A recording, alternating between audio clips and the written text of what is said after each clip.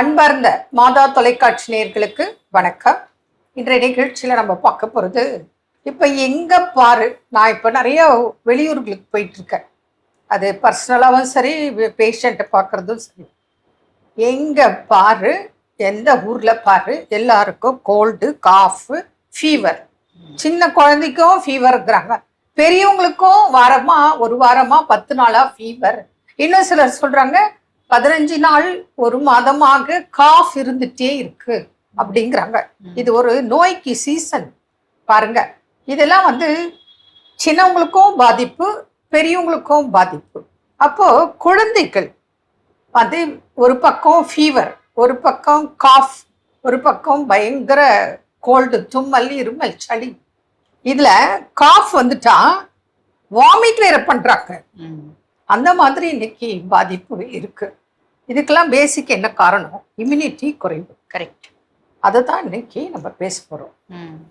பொதுவாக பாருங்க, இந்த மாதிரி மேடம் சொன்ன மாதிரி இத்தனை தொந்தரவு வர்றதுக்கும் மெயின் காரணம் என்ன அப்படின்னா ப்ராங்கைட்டிஸ் அப்படிம்பாங்க. ப்ராங்கைட்டிஸ்ல பாத்தீங்கன்னா குரோனிக் ப்ராங்கைட்டிஸை நம்ம இங்க ஒதுக்கி வச்சிடலாம். அது ரொம்ப நாளா இந்த மாதிரி தொந்தரவுகள் இருக்கும். இப்ப சின்ன சின்ன குழந்தைங்களுக்கு சீசனல்ல வர்றது அலர்ஜிக் ப்ராங்கைட்டிஸ், அக்யூட் ப்ராங்கைட்டிஸ் அப்படிம்பாங்க. இந்த அலர்ஜிக் ப்ராங்கைட்டிஸ் ஒவ்வாமையினால வருது. என்ன ஒவ்வாமை? இப்ப வீட்டுல டாக்ஸ் வளர்க்குறாங்க அப்படின்னா டாக்ஸோட ஹேர் ஒவ்வாமை, அதனோட ரோமங்கள் ஒவ்வாமை. நிறைய பூச்செடிகள் இருக்கு அப்படின்னா பூனோட மகரந்த தூள் ஒவ்வாமை. அதே மாதிரி பாருங்க, வீட்டுல நிறைய டஸ்ட் இருக்குன்னா டஸ்ட் மைட் இருக்கும், அந்த டஸ்ட்ல பூச்சிகள் இருக்கும். அது பாத்தீங்கன்னா நம்மளுக்கு மைக்ரோஸ்கோபிக் ஆர்கானிசம். அது அதனால ஏற்படக்கூடிய ஒவ்வாமை. அதே மாதிரி சில குழந்தைங்களுக்கு பாருங்க, ரொம்ப ஈரமான வஸ்துக்கள், இப்ப சீத்தாப்பழம் எல்லாம் சாப்பிட்டா கூட ஒத்துக்கிறது இல்லை, அதனால வர்றது. நிறைய ஸ்வீட் சாப்பிட்டா அவங்களுக்கு ஏற்படுது. சாக்லேட், ஐஸ்கிரீம், கூல் ட்ரிங்க்ஸ், இதெல்லாம் ட்ரிகர் தான். இது காரணம் கிடையாது. காரணம் அப்படின்றது நம்ம முதல்ல சொன்ன காரணங்கள்.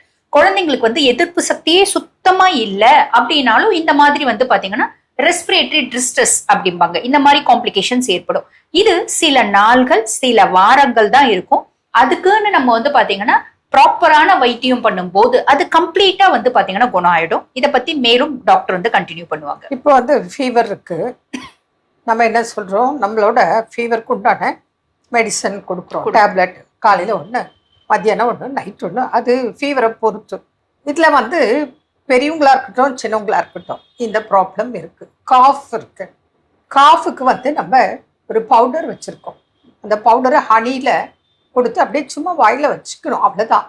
அதுவே கரைஞ்சி தன்னால உள்ளே போயிடும். அது சாப்பிட்டு 1/2 hourக்கு தண்ணி குடிக்கக்கூடாது. அப்போ என்ன ஆகுது, அந்த குழந்தைங்களா இருக்கட்டும், பெரியவங்களா இருக்கட்டும், அந்த த்ரோட் இரிட்டேஷன், அப்புறம் காஃப், அதெல்லாம் அப்படியே கண்ட்ரோல் ஆகுது. பெரிய ரிலீஃப் இருக்கு அவங்களுக்கு. அதாவது மூச்சு விட சிரமம், நெஞ்சு இறுக்கி பிடிச்சி சளி வெளியே வர முடியாம காஃப், அதுவும் வயிற்றுல இருந்து காஃப் வரும். அப்போ அது சின்னவங்களா இருக்கட்டும், பெரியவங்களா இருக்கட்டும், கஷ்டம் தான். இன்னும் சிலர் காஃப் வரும்போது யூரின் ட்ராப்ரப்பா போகிற பிரச்சனை கூட வந்துடும். அப்போ அந்த மெடிசன்ஸ் அவங்களுக்கு கொடுக்கும்போது இந்த ரிலீஃப் இம்மீடியட்டாக கிடைக்கும். அதுவும் டேஸ்டாக இருக்கும். இனிப்பா தேனில் கொடுக்கும்போது கஷ்டமே இருக்காது, விரும்பி சாப்பிடுவாங்க. ஒரு நாளைக்கு ஒரு 2-3 தரம். அதுவும் நான் என்ன பண்ணுவேன், அது ஒரு கப்பில் மிக்ஸ் பண்ணி வச்சுக்கங்கன்னு சொல்லுவேன். அப்பப்போ சும்மா சாக்லேட் சாப்பிட்ற மாதிரி குழந்தைங்களுக்கு கொடுத்துட்டே இருக்கு.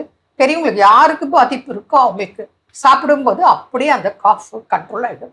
ஃபீவருக்கும் டேப்லெட் கொடுக்குறோம், அதுலேயே சரியா போகுது. இது இந்த நேரத்துக்கு மாத்திரம்தான் நீங்கள் நினைக்காதீங்க. சிலருக்கு மாதம் இந்த தொல்லைக்கு வரும். சிலருக்கு 2 months once இந்த குழந்தைங்களுக்கு பாதிப்பு வரும். அவங்க எல்லாம் ரெகுலராக நான் சொல்வேன், இந்த செட்டு நீங்கள் ஒரு செட்டு வாங்கி வீட்டில் வச்சுக்கோங்க. ஃபீவராக இது காஃபாக இதை கொடுங்க, தொடர்ந்து கொடுத்துட்டே வாங்க. அவங்களுக்கு இம்யூனிட்டி பேசிக்லே இம்ப்ரூவ் ஆகும். அப்போது எவ்ரி மந்த்து வர்ற ஃபீவர் வருஷத்துக்கு ஒரு தடவை தான் இப்போது வருது. அப்போது அந்த அளவுக்கு அந்த குழந்தைகளை பெரியவங்களை காப்பாற்ற முடியும் அப்படிங்கிறது. கூடவே அவங்களுக்கு நம்ம சில மெடிசன்ஸ்லாம் சொல்கிறோம். சில மெடிசன்ஸ் ஹோம் ரெமடி குழந்தைங்களுக்கு கடைப்பிடிக்க முடியாது. அதுக்கு சின்ன குழந்தை முடியாது, பெரியவங்க ஃபாலோ பண்ணலாம். இப்போ உதாரணத்துக்கு பார்த்தீங்கன்னா கிராம்பு, மிளகு இதெல்லாம் வாயில் வச்சுக்க சொல்கிறோம். அதே போல் சில கஷாயங்கள் ஹோம் ரெமடி நம்ம சொல்லுவோம், காலையில் இதெல்லாம் ப்ரிப்பேர் பண்ணி டெய்லி ரெகுலராக சாப்பிடுக்க அப்படின்னு சொல்கிறோம். இப்போ பொதுவாக காலையில் எழுத உடனே எல்லாம் டீ காஃபி எடுக்காதீங்க.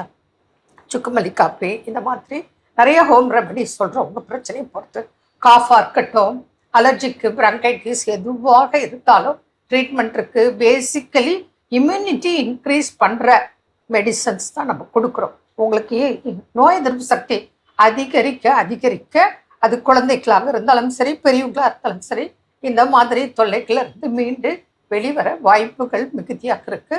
பயன்பெறுங்கள். மீண்டும் நாளை சந்திப்போம். நன்றி. அன்னை மரியே வாழ்க.